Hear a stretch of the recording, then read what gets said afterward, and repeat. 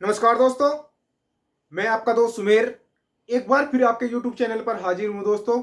उम्मीद करता हूं कि आप लोग अच्छे होंगे दोस्तों। आज हम लेकर आए हैं दोस्तों संविधान का नेक्स्ट पार्ट। दोस्तों क्या संविधान का नेक्स्ट पार्ट? क्या दोस्तों? मूल अधिकार। दोस्तों क्या? मूल अधिकार दोस्तों। इससे पहले मैंने आप लोगों से अनुसूची भी करवा दी है दोस्तों, और मतलब कि भाग भी करवा दिया है दोस्तों। आज हम इन मूल अधिकारों के अंतर्गत देखेंगे दोस्तों, हमें कौन कौन से मतलब कि किस किस अनुच्छेद में क्या क्या प्रावधान किए गए हैं दोस्तों। ठीक है। उम्मीद करता हूँ कि जो मैंने पहले नेक्स्ट पार्ट मतलब कि जो पिछली वीडियो डाल रखी है, आप लोगों ने अच्छे तरीके से उनके नोट्स बना भी लिए होंगे और याद भी अच्छी तरीके से कर लिए होंगे दोस्तों। ठीक है। और देरी ना करते हुए हम अपने चैप्टर की शुरुआत करें कहाँ से दोस्तों? मूल अधिकार से। मूल अधिकार से दोस्तों। क्या? मूल अधिकार से। क्या मैं आप लोगों से रिवीजन के लिए मैं आप लोगों से कुछ पूछ सकता हूँ भाई? देखो, जो बंदे यूट्यूब पर भी है बच्चों, देखो जिस भाई ने अब तक मतलब कि मेरे चैनल को सब्सक्राइबर नहीं किया, कृपया करके वो चैनल को सब्सक्राइब कर ले, जिससे मेरा आने वाला नोटिफिकेशन आप लोगों तक पहुंचता रहे। ठीक। और इसी के साथ साथ आप लोगों ने भी मतलब कि रिवीजन करना है दोस्तों।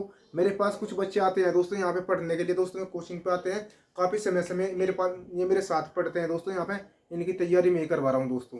ठीक। और इनके साथ साथ में आपका भी रिवीजन हो जाएगा दोस्तों। मैं आपसे मैन फैक्ट पूछूंगा, आप मेरे से एक बात बताओ भाई।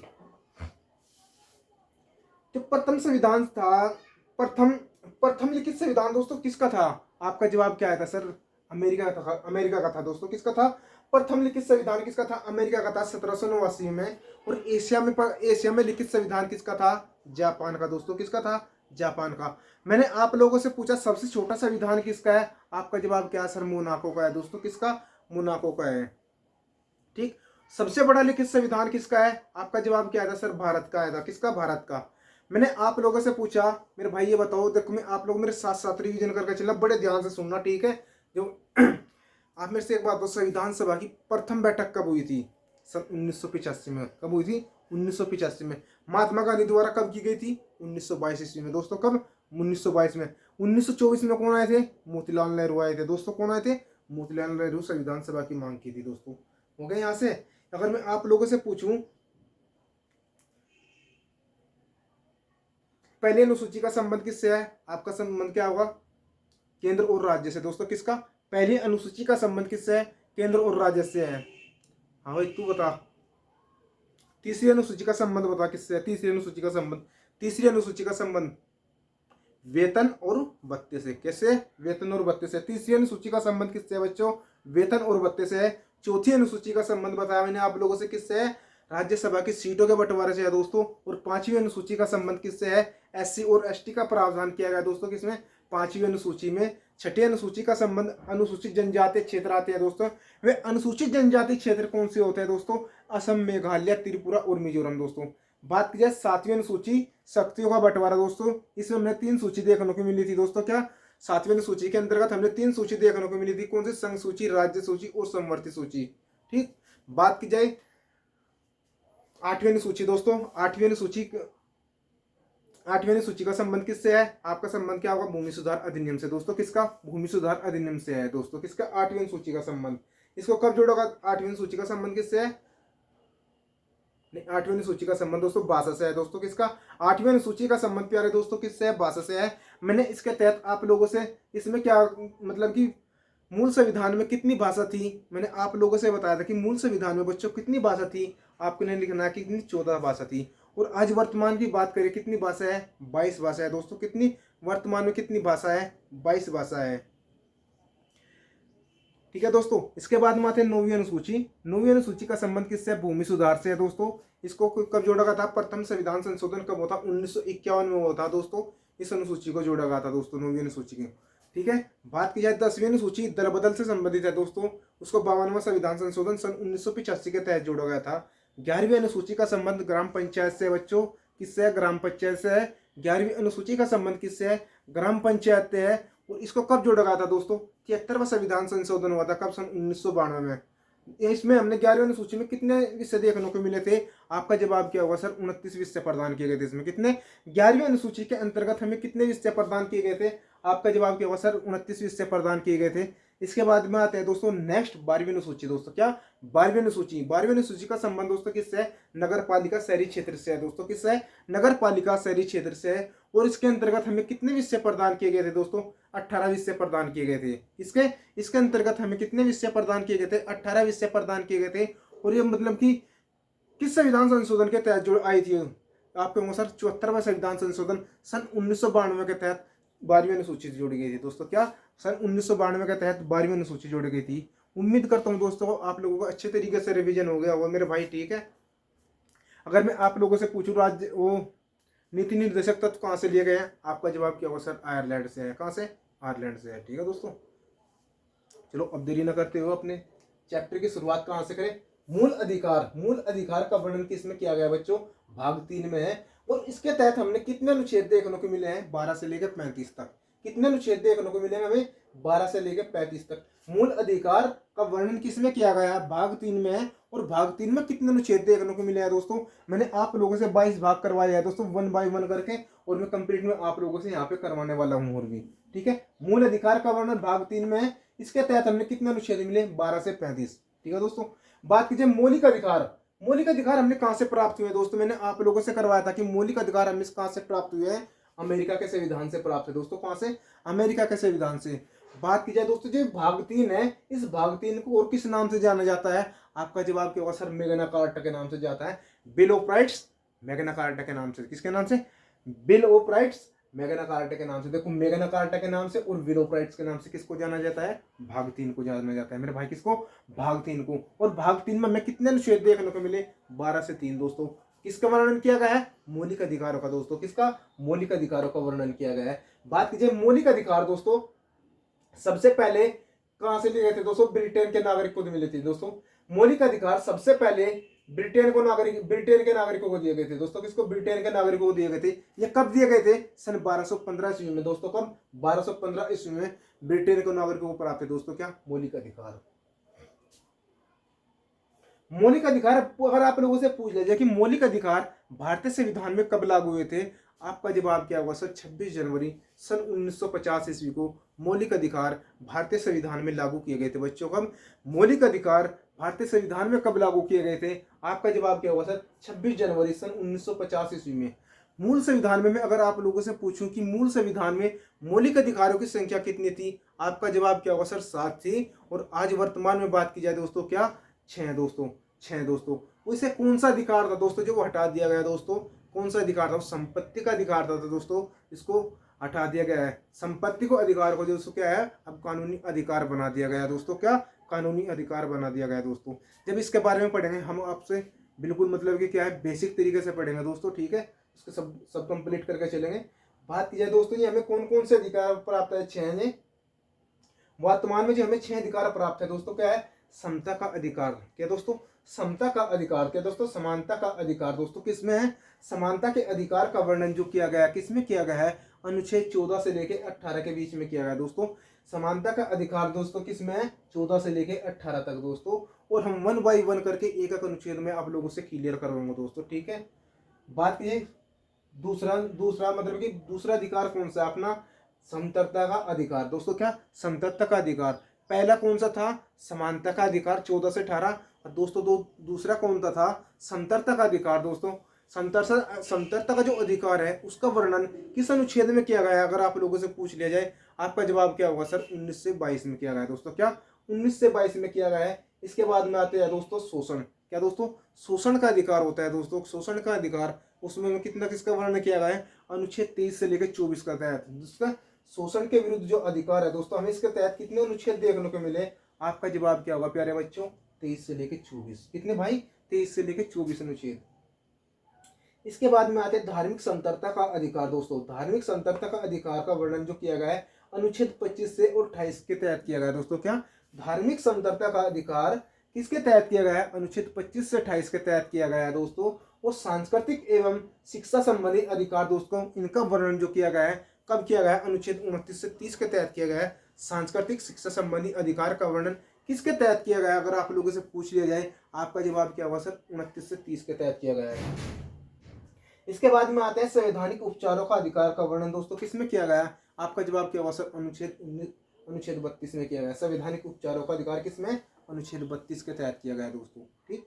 किसके अनुच्छेद 32 के तहत किया गया दोस्तों। इनमें आपके जो जो मूल अधिकार है दोस्तों क्या है, ये मौलिक अधिकार है। ये 1/6 में एक बार फिर आपके रिवीजन करवाना चाहता हूँ दोस्तों। सबसे पहले मैंने आप लोगों से बताया था समानता का अधिकार। समानता का जो अधिकार का वर्णन किया गया है उसमें हमने किस अनुच्छेद को देखने को मिला है दोस्तों, अनुच्छेद 14 से 18। दोस्तों समानता का अधिकार है 14 से 18। इसके बाद में आते हैं समतरता का अधिकार दोस्तों। समतरता का अधिकार कब होता है दोस्तों, सन वो क्या आपसे सन में सॉरी यार कोई नहीं, अनुच्छेद 19 से लेकर 22 पढ़ने वाले हैं दोस्तों। अनुच्छेद 19 से लेकर 22 तक हम क्या है, समतरता के अधिकार के अंतर्गत पढ़ने वाले हैं दोस्तों। अगर आप लोगों से पूछ लिया जाए कि समतरता का अधिकार दोस्तों किस अनुच्छेद के तहत किया गया है, आपका जवाब क्या होगा सर, 19 से 22 में किया गया है। उसके बाद में आते हैं दोस्तों शोषण के विरुद्ध अधिकार।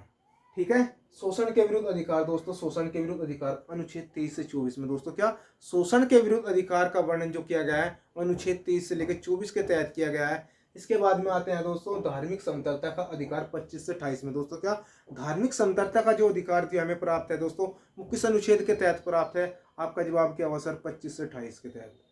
इसके बाद में आते हैं दोस्तों पांचवा भाग दोस्तों। पांचवें भाग में क्या कहा गया है, सांस्कृतिक शिक्षा संबंधी अधिकार दोस्तों क्या है, सांस्कृतिक शिक्षा संबंधी अधिकार, इनका वर्णन किसके तहत किया गया है, आपका जवाब क्या होगा सर, 29 से 30 के तहत दोस्तों क्या 29 से 30 के तहत। बात की जाती है छठा दोस्तों, छठा मौलिक अधिकार हमें कौन सा है, संवैधानिक उपचारों का अधिकार। और संवैधानिक उपचारों का अधिकार हमें किसके तहत देखने को मिलता है, अनुच्छेद 32 में मिलता है दोस्तों।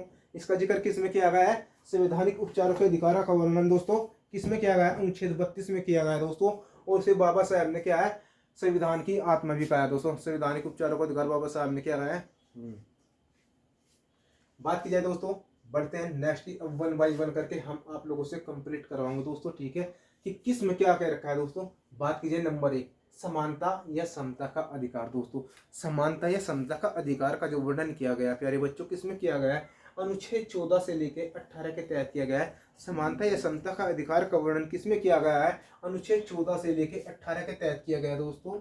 बात की जाए अनुच्छेद 14 में किसका वर्णन है दोस्तों, आपके अनुसार विधि के समक्ष समता दोस्तों और विधियों के समान संरक्षण दोस्तों। ये दोनों अलग अलग हैं, लेकिन दोस्तों बात की जाए विधि के समक्ष समता तो है, विधि के समक्ष समता ये भी अनुच्छेद 14 में है दोस्तों। और विधियों के समक्ष समान संरक्षण है दोस्तों, ये भी अनुच्छेद 14 में निहित है दोस्तों।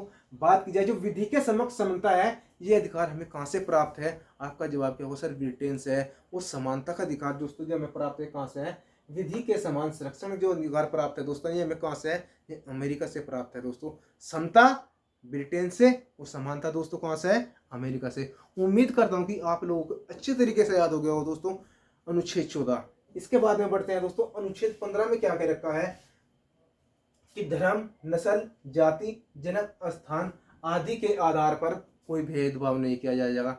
यह बात किस अनुच्छेद में की गई है प्यारे बच्चों, आपका जवाब क्या होगा सर, अनुच्छेद 15 में। क्या अनुच्छेद किसमें, अनुच्छेद 15 में कही गई है यह बात क्या दोस्तों, कि धर्म, नस्ल और जाति के आधार पर कोई भेदभाव नहीं किया जाएगा।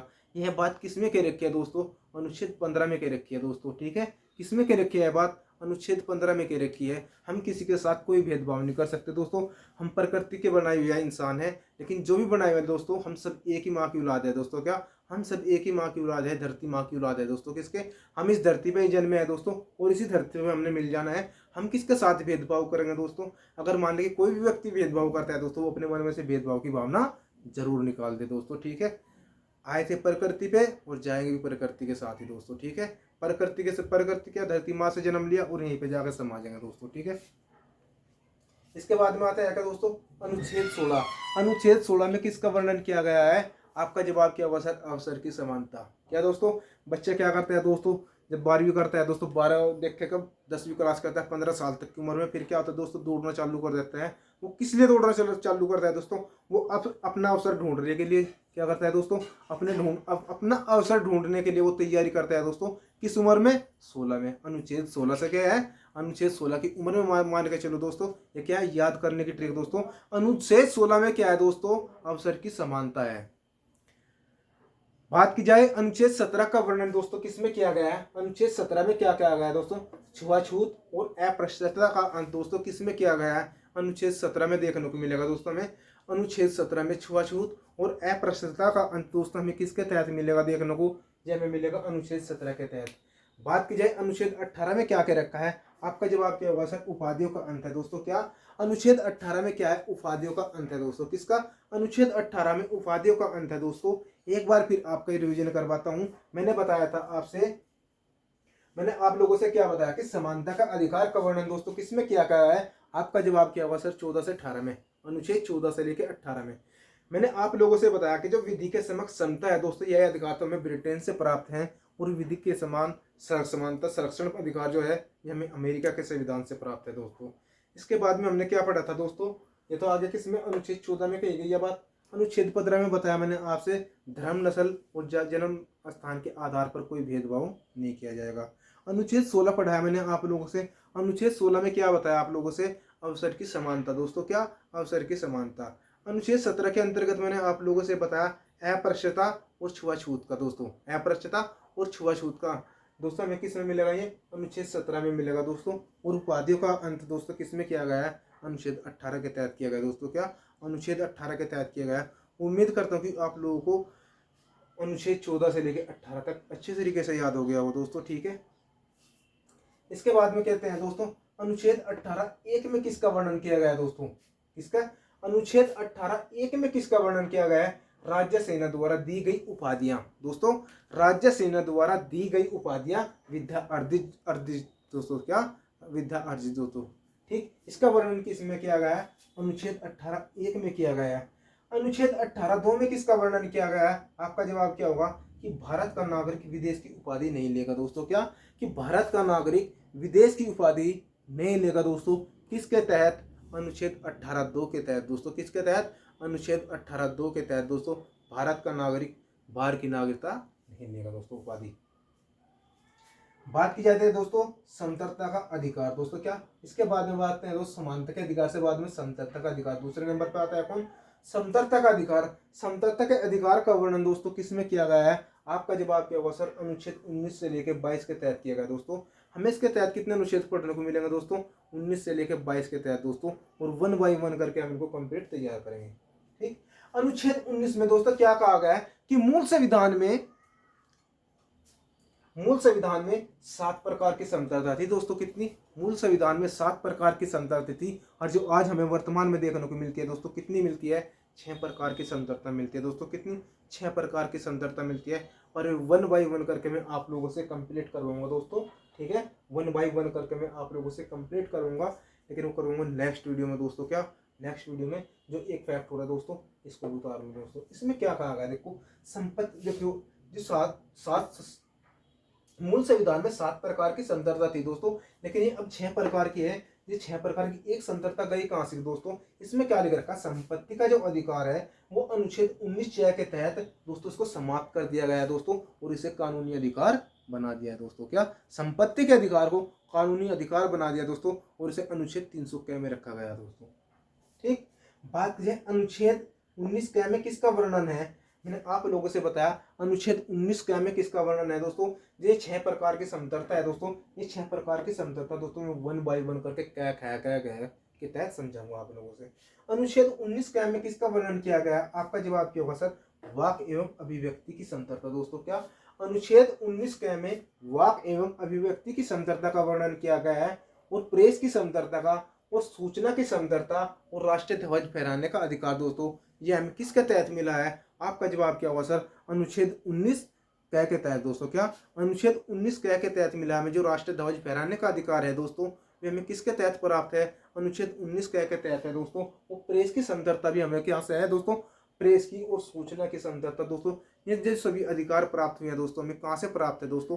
अनुच्छेद 19(क) के तहत प्राप्त है दोस्तों। ठीक है, उम्मीद करता हूँ दोस्तों आप लोगों ने अच्छे तरीके से रिवीजन कर लिया होगा, और आपको क्या है अच्छे तरीके से नोट्स बनाना है दोस्तों इनको, और फिर आपको 1-2 बार फिर रिवीजन करना है, आपको याद अच्छे तरीके से हो जाएगा दोस्तों। ठीक है, और ये आपके एग्जाम के लिए काफ़ी बेनिफिट होने वाला है दोस्तों। ठीक, उम्मीद करता हूँ कि आप लोगों को वीडियो अच्छी लगी होगी दोस्तों।